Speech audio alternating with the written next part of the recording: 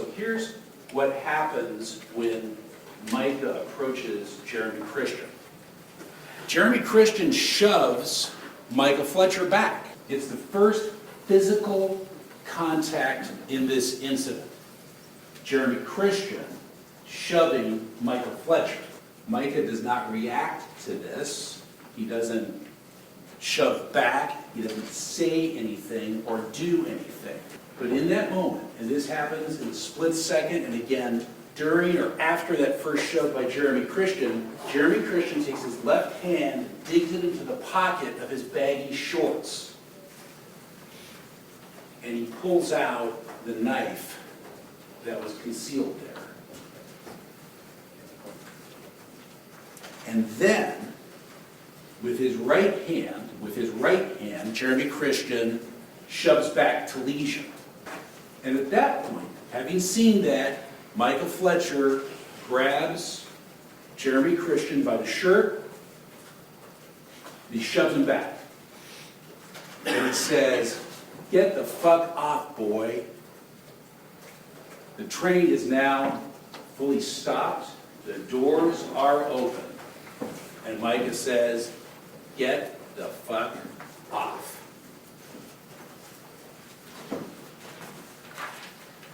Jeremy Christian stumbles back.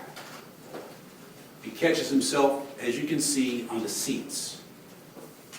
And in that moment, again, no one sees this, Jeremy Christian transfers that knife from his left hand to his right hand. And when he stands back up, the knife is now firmly in his grip as he's face to face with Micah Fletcher, who has no idea that Jeremy Christian is armed.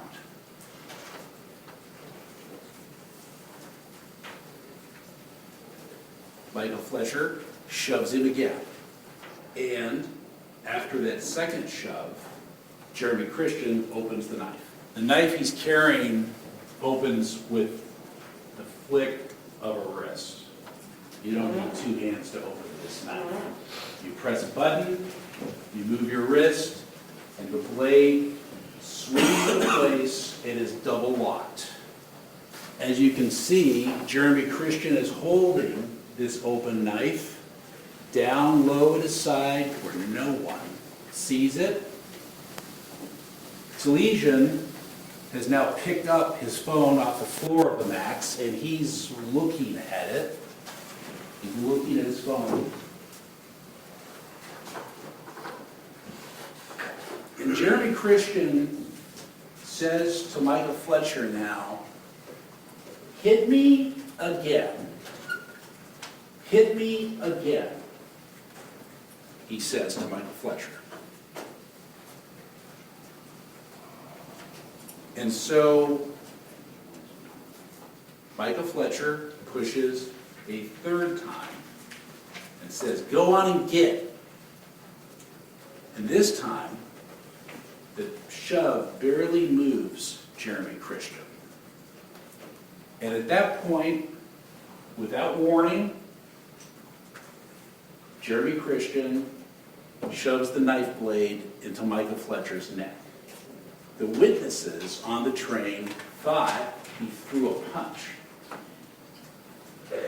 They thought he threw a punch until they saw the blood spurting out of Micah Fletcher's neck. It happened so fast, as you can see, Talesian is still looking at his phone as the blade goes into Micah Fletcher's neck. And in the next second, Micah Fletcher begins to fall to the ground, and Jeremy Christian shoves the knife into Talesian's neck. Talesian, who, as you can see, is still holding on to that container of food.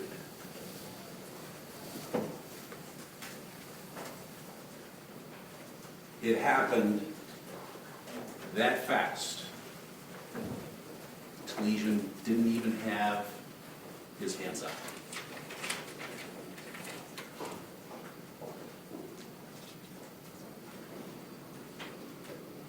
The knife blade went into Michael Fletcher's jugular vein. He was struck on the left side of his neck. The blade barely missed his carotid artery, which would have been instantly fatal, but as it was, this is a very, very serious wound. Lesion, however, was struck in the carotid artery.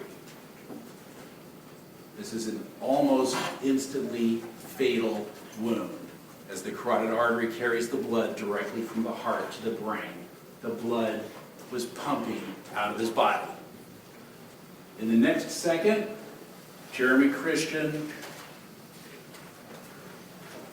stabbed Ricky Best in the back of the neck.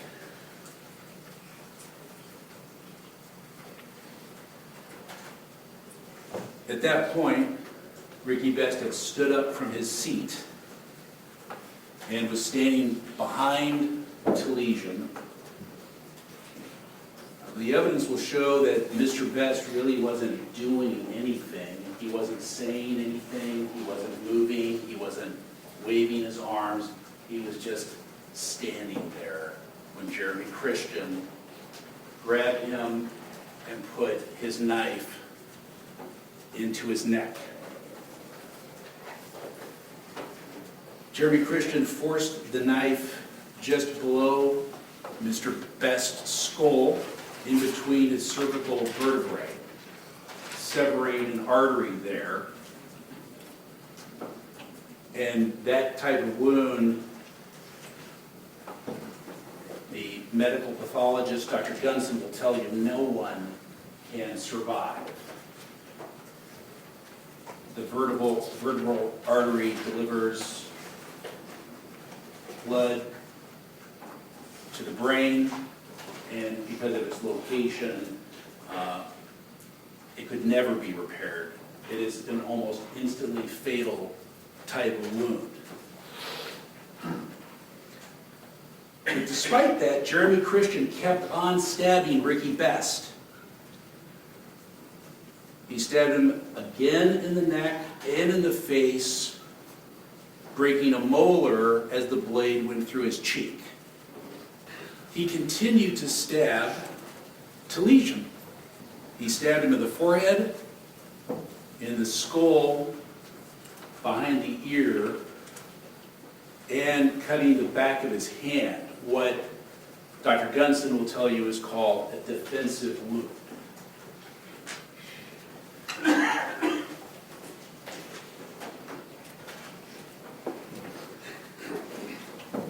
From start